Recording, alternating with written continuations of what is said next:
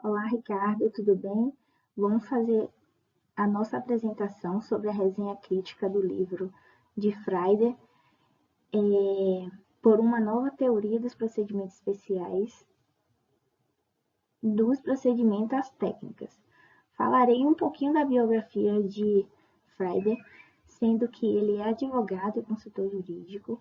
Ele também é professor associado da Faculdade de Direito da Universidade Federal da Bahia, sendo mestre e também doutor na área, coordenador do curso de graduação da Faculdade Baiana de Direito, professor de outras universidades também. Ele também faz parte de várias associações que tem aqui presente na Bahia e no Brasil, né? E os outros autores, falando de Antônio do Passo, é um professor de Direito Processual Civil da Universidade do Estado do Rio de Janeiro. Ele também é doutor em Direito Processual pela UERJ, participa também de algumas associações pelo Brasil e também participou fora do Brasil. E eu queria falar um pouquinho também a respeito do capítulo 1 e 2, que não poderia deixar de mão de falar um pouco deles, sendo que será uma breve crítica mesmo, falar sobre a legislação brasileira, que é farta na disciplina dos procedimentos especiais. Não obstante haver diversas leis que os regulam, não se vêem maiores esforços doutrinários no sentido de construir uma teoria dos procedimentos especiais útil ao direito. Essa parte que eu falei foca mais o capítulo 1, sendo que o capítulo 2 fala sobre os conceitos, sobre os procedimentos, processos, como agir, como utilizar a forma desses procedimentos especiais no direito brasileiro, né? Passaria a palavra para o meu próximo colega.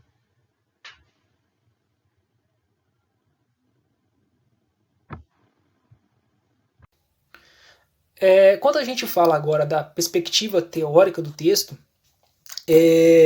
o autor, né, o livro, ele vem e tem como base um questionamento da ausência de uma razão unitária ou elementos que justifiquem ali a especialização de certos procedimentos judiciais, porque apenas determinadas violações de direito material, né, quem se enquadra ali no rito especial são alguns procedimentos e eles não apresentam embasamento científico que justifique ali a utilização desses procedimentos, né?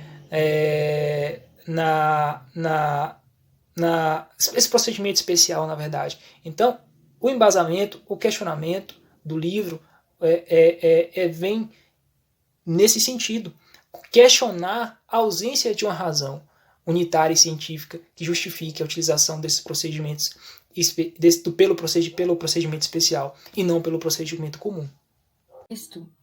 Existe, né, inicialmente abordado a questão do rito ordinário, a preferência pela uma cognição plena e exauriente. Né? Posterior a isso, no livro há uma contextualização do entendimento do que é o procedimento especial e o seu entendimento, né, na doutrina clássica.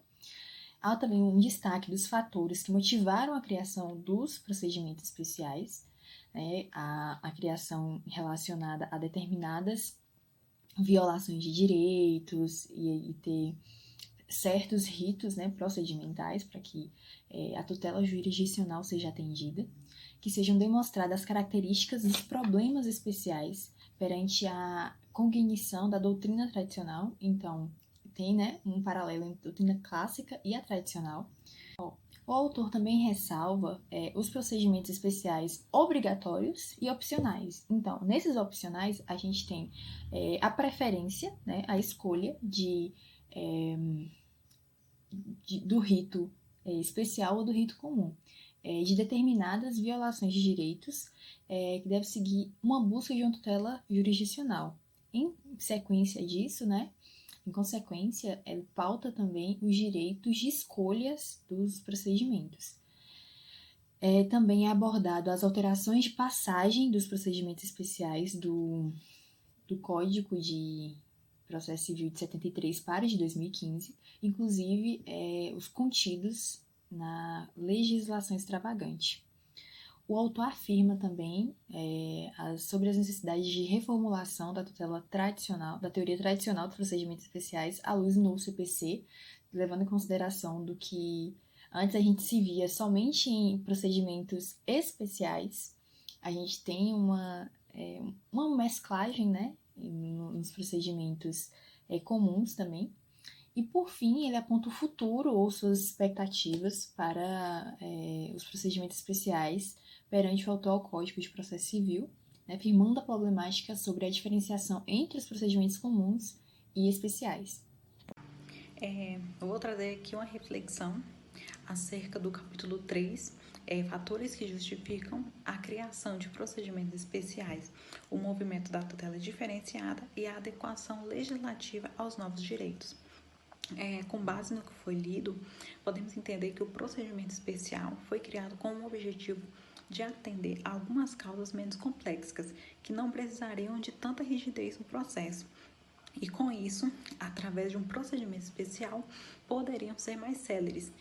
Esse tipo de procedimento, ainda que tenha uma certa simplificação, é um procedimento de fundamental importância, visto que não gera tanto desgaste às partes, pois elimina atos que não seriam necessários para o julgamento daquela causa e os prazos são mais adequados. No entanto, conforme demonstrado no capítulo citado, nem todas as causas podem ser tramitadas por esse tipo de procedimento. Causas mais complexas, que exigem um aprofundamento maior, devem seguir o procedimento comum, embora muitas vezes o que leva o legislador a adotar o procedimento especial seja o fato de ter uma maior celeridade. Nos casos que necessitam de maior eficiência, poderá ser incorporado no procedimento comum. No capítulo 4, fala sobre algumas características do procedimento especial para a literatura clássica, que são a legalidade, a taxatividade, excepcionalidade, indisponibilidade, inflexibilidade, infungibilidade e a exclusividade. Apesar de ter nomes diferentes, os conceitos são basicamente os mesmos. Isso porque a doutrina clássica diz que no procedimento especial é necessário que siga somente o que está estabelecido por lei. Além disso, o procedimento especial é tratado de uma maneira diferente. Isso porque não se pode optar pela escolha dos dois procedimentos, seja o procedimento especial ou o procedimento comum. Bem, no capítulo 5, os autores abordam os dois tipos de procedimentos especiais, os obrigatórios e os opcionais. Os obrigatórios são aqueles onde você não pode escolher outro procedimento, apenas indo pela justiça comum ou apenas indo pela justiça especial. Já nos opcionais, pode ocorrer tanto a entrada da ação no juizado especial quanto na justiça comum. Um não impede o outro de acontecer. O capítulo 7, ele trata do Código de Processo Civil e dos procedimentos especiais. A problemática nesse é acerca das codificações, visto que elas poderiam garantir simplificação e previsibilidade. Porém, o Código de Processo Civil sempre foi palco de procedimento comum. Por outro lado, foram observados fenômenos de descodificação e, com a complexidade das sociedades contemporâneas, tal codificação foi seriamente questionada. Tanto no âmbito material quanto no processual, é visto uma fragmentação do código, o que gera um número maior e extravagante de procedimentos especiais. A análise é sobre os novos procedimentos especiais e o aperfeiçoamento dos que já estão em curso. O destaque para exemplificar essa temática vai para a ação de oposição trazida pelo CPC. Ela já era prevista no CPC de 1973, que seria uma forma de intervenção de terceiros, e foi preservada no atual CPC como um procedimento especial. A oposição precisa ocorrer até o momento de proferir a sentença. Caso ela seja oferecida após a audiência, ocorrerá a suspensão do processo. A temática rege sobre a ausência de alguns procedimentos especiais que estavam inseridos no CPC de 1973 e não são mais encontrados no atual CPC. Um desses exemplos é a ação de enunciação de obra nova. No atual CPC, não é mais visto como procedimento especial, mas sim como um procedimento comum. Além disso, há procedimentos que não são mais visíveis no índice do CPC de 2015, mas eles permanecem vigentes ao longo do procedimento comum. Os casos de ação de uso capião e ação de depósito são exemplos problemáticos de pseudo-eliminação. No procedimento especial uso capião, era necessário a juntada da planta imóvel com a petição inicial. Hoje, é desnecessário anexar a petição inicial à planta do imóvel. Ademais, com o desaparecimento de tal procedimento especial, há com que os jurisdicionados criem uma legislação do processo para que seja mais simples, visto que os números de procedimentos especiais estão mais reduzidos. Um outro ponto muito importante a ser tratado é sobre as remissões feitas pelas leis extravagantes ao Código de 73. As leis extravagantes são aquelas leis que vão versar sobre assuntos muito específicos e de forma detalhada. São leis que tratam de assuntos que já estão no ordenamento, porém, elas vão tratar somente daquele assunto. Por exemplo, lei de alimentos, lei de arbitragem, a lei do inquilinato. São leis que vão tratar sobre assuntos especificamente e de forma muito mais detalhada. Acontece que muitas dessas leis extravagantes foram criadas na vigência do Código de 73. E essas leis extravagantes fazem referências, ou seja, fazem remissões ao Código de 73. Então, se o Código de 73 vai cair, o que acontece com essas leis que fazem referência a esses dispositivos de outras leis, por exemplo, aqui no caso, o CPC de 73? Para isso, o legislador do CPC de 2015 traz um artigo muito importante que vai tratar justamente sobre esse assunto.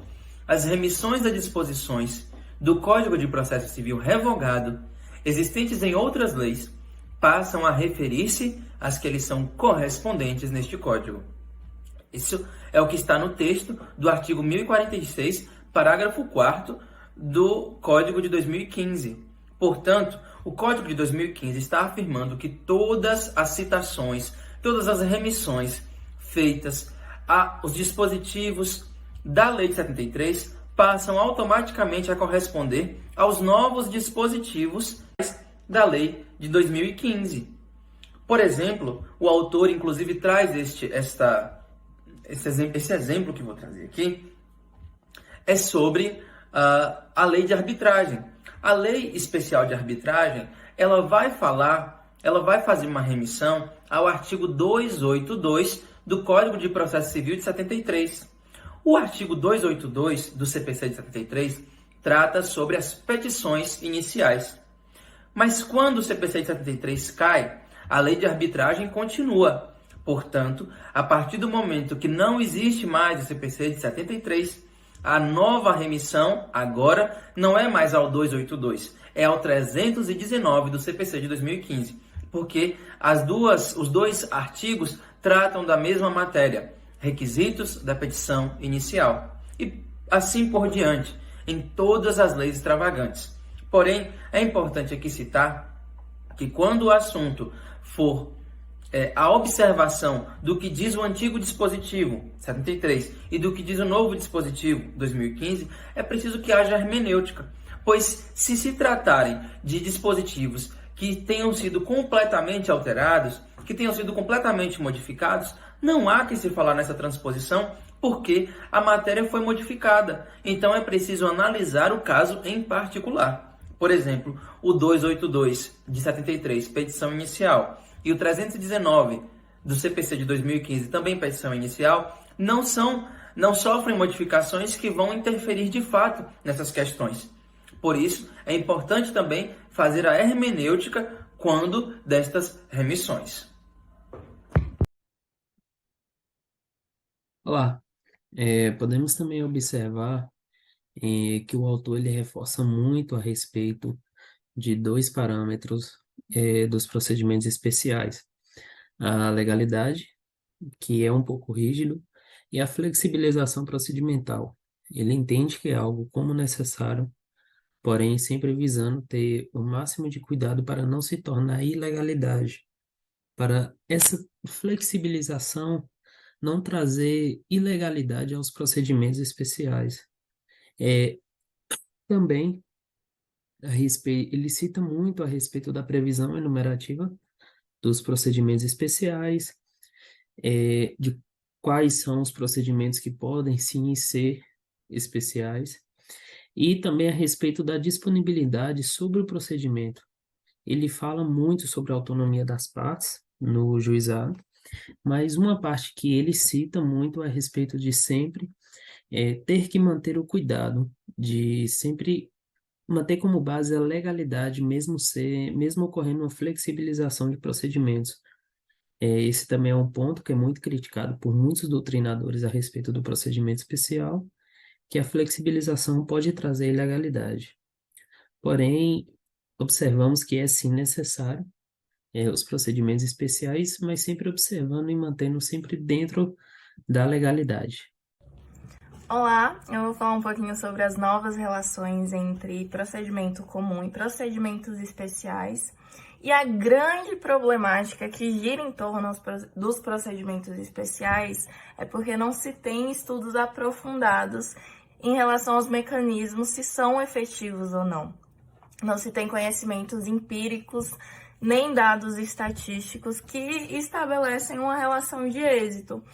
Então, acaba que tem uma contradição, porque ao mesmo tempo que os procedimentos especiais, eles estão aí para trazer mais dinamismo, mais celeridade e tratar a matéria de forma mais objetiva, não se pode dizer se são efetivos ou não, porque às vezes tem regramentos internos que acabam tornando mais oneroso, mais trabalhoso, mais custoso, e não se sabe se atende efetivamente às tutelas jurisdicionais. Com o novo código, o novo CPC, ele veio contemplando com maior efetividade os procedimentos especiais, mas ainda assim falta tratar de uma maneira mais ampla e mais sistematizada, o que acaba causando uma sensação de insegurança e instabilidade jurídica. A grande questão de se falar de procedimentos especiais é estabelecer uma relação de custo-benefício. De um lado, a gente tem aqui a criação de novos procedimentos para atender às diversas demandas do direito material de forma mais objetiva, e do outro, a gente tem novos problemas operacionais e logísticos se inserindo no Poder Judiciário para atender esses procedimentos. Então, porque requer regramentos diversos, novos profissionais habilitados conhecendo cada regramento, e acaba sendo mais oneroso. Então, é importante estabelecer essa relação de custo-benefício, e é nesse sentido que o livro vem trazendo uma posição favorável à incorporação de técnicas processuais especiais no procedimento comum, fazendo uma ruptura na doutrina tradicional que estabelece essa segregação entre procedimento comum e procedimento especial. É como se os dois estivessem em lados distintos, o que não é uma verdade, já que eles se assemelham e podem sim ajudar a atender, os dois juntos podem sim ajudar a atender a tutela jurisdicional de forma mais efetiva. Então, vem aí a fungibilidade até o novo CPC, o CPC de 2015, trazendo maior apoio nessa junção de técnicas, já que o ordenamento jurídico brasileiro permite a adoção de técnicas de procedimentos distintos quanto essas não são abordadas no procedimento comum, trazendo aí a fungibilidade até na conversão de procedimentos para o procedimento comum para o procedimento especial, do procedimento especial para o procedimento comum, estabelecendo essa relação de via dupla. Então, o Código de Processo Civil de 2015, ele vem adotando essa nova realidade até para trazer uma forma mais efetiva e expandir os caminhos a se percorrer aí, até para não demandar tanto do judiciário. É uma nova realidade, no entanto, ainda há problemas intrínsecos nessa relação, mas é possível estabelecer essa relação e adotar essas técnicas dentro do procedimento comum, até para tornar o processo mais efetivo. Capítulo 9 dessa obra ele aborda o assunto de como se dará o futuro dos procedimentos especiais. Ele traz algumas abordagens de como vai ser, algumas ideias, o que muda, o que não muda, e é o que eu vou falar agora. Uma das teses que ele traz é a criação de procedimentos diferenciados, que são procedimentos que sirvam tanto para o especial, tanto para o comum, em vez de criação de procedimentos só para o procedimento especial. A criação de procedimentos especiais que abordem mais, como eu posso dizer, litígios multipolares, atinjam mais partes, procedimentos que se encaixem mais partes nesses litígios. Outra característica que esse capítulo traz sobre o futuro dos procedimentos especiais são os procedimentos especiais executivos, que está com seu futuro ameaçado. Está precisando da confirmação dos tribunais se esse tipo de procedimento no especial vai ser esvaziado ou não. Outra característica, as regras de obrigatoriedade dos procedimentos especiais federais e da Fazenda Pública serão mantidos, dado a necessidade. E alguns procedimentos de jurisdição voluntária serão mantidos, dado a terem características peculiares, que em outros procedimentos não se encaixará, que o voluntário dá conta. Dentre as características que foram abordadas nesse capítulo, essas foram as principais. As outras não trazem um tom de relevância tão grande. É isso. Há de se acrescentar também que o autor ele deixou bem claro, né, uma remodelagem dos procedimentos comuns com a vigência do novo CPC em relação às técnicas que eram utilizadas em procedimentos especiais. E diante dessa remodelagem, a gente vê hoje uma questão de fragmentação de resolução de mérito, que antes era possível nos procedimentos especiais, é algo que foi adotado pelo CPC de 2015 em procedimentos comuns. Digamos, mesmo que uma ação de alimentos siga um rito especial, mas é possível, por exemplo, a acumulação de pedidos e a gente resolver conjuntamente, não conjuntamente, mas no mesmo processo, resolver a questão de guarda, transitar em julgado uma sentença que decida a guarda em relação ao menor e, posteriormente, resolveu uma questão de divisão de bens em relação ao divórcio. Então, tudo isso foi trazido, né, por conta dessa remodelagem do CPC de 2015. Há de se falar também em uma especialização do procedimento por meio de uma redefinição do ato processual. Por exemplo, uma ação de interdição na qual se exige requisitos básicos para compor a petição inicial, bem como uma redefinição do regramento diverso à situação jurídica processual. Prova disso consiste na ação popular. Por exemplo, a capacidade está relacionada à capacidade eleitoral e não processual. Então, pessoas de 16 anos, mesmo que menor e incapaz, elas podem ajuizar uma ação popular, ser autor, né, de uma ação popular. E cabe citar também outro exemplo, que nos juizados especiais não se admite a prolação de sentenças ilíquidas. Dando seguimento ao nosso trabalho, o próximo tópico vai tratar ali das técnicas de diferenciação do procedimento. E nesse tópico, né, o autor, ainda que sem pretensão exaustiva, ele vem apresentar ali técnicas especiais previstas para a especialização de um procedimento. Dentre elas, ele vai destacar ali a possibilidade da concessão da tutela provisória satisfativa. E ele vai destacar que ocorre ali na ação monitória, no procedimento de ação possessória, nas ações possessórias, na verdade, e no mandado de segurança e, inclusive, ali nas ações de alimentos. E aí ele vem destacar que são técnicas específicas do procedimento especial, e que essa técnica ela deixou de ser um procedimento exclusivo, específico, a partir ali do século XX, com a reforma de 73 do CPC, porque o Código de Processo Civil passou também a ter essa mesma previsão. Então, o que era exclusivo não era tão exclusivo assim. Inclusive, ele vem e destaca, a questão da